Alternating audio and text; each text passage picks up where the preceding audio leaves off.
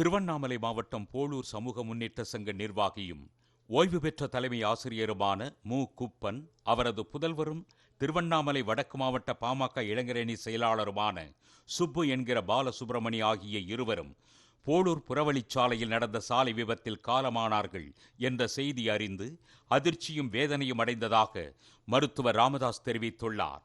அவர்களை இழந்து வாடும் குடும்பத்தினர் மற்றும் நண்பர்களுக்கு ஆழ்ந்த இரங்கலையும் அவர் தெரிவித்துள்ளார்.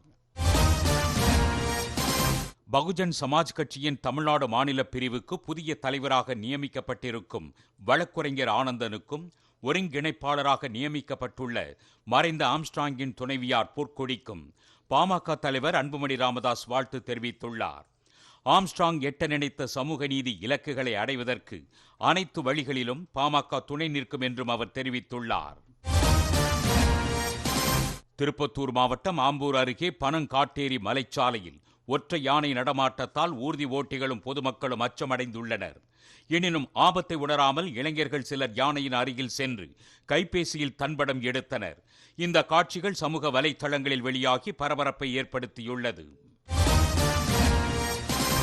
சென்னையை அடுத்துள்ள வண்டலூர் அறிஞர் அண்ணா உயிரியல் பூங்காவில் உலகின் மிக நீள மஞ்சள் வகை அனகோண்டா பாம்பு 9 குட்டிகளையும் மற்றொரு வகை அனகோண்டா பாம்பு 11 குட்டிகளையும் ஈன்றுள்ளது. அதேபோல் இந்தியாவில் மட்டுமே காணப்படும் காட்டுப்பூனை 3 குட்டிகளை ஈன்றுள்ளது.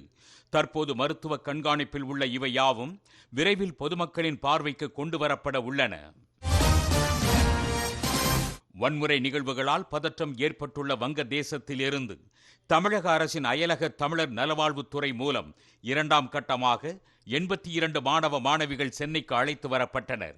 அவர்களை தனி ஊர்திகளில் சொந்த ஊர்களுக்கு அதிகாரிகள் அனுப்பி வைத்தனர்.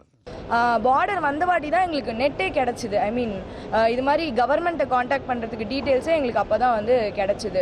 நெக்ஸ்ட்டு கவர்மெண்ட் எம்ப்ளாயீஸ் நாங்கள் எங்களோட ஒவ்வொரு ஆக்டிவிட்டீஸும் ட்ராக் பண்ணாங்க. நாங்கள் எவ்வளோ தூரம் சேஃபாக வரோன்னு பார்த்துக்கிட்டாங்க. இன்னைக்கு காலையில் ஆஃப்டர்நூன் ஃபுட் எல்லாமே அரேஞ்ச் பண்ணி தந்தாங்க. அதனால் தமிழக அரசுக்கு ரொம்ப நன்றியாக தெரிவிச்சுக்கிறோம்.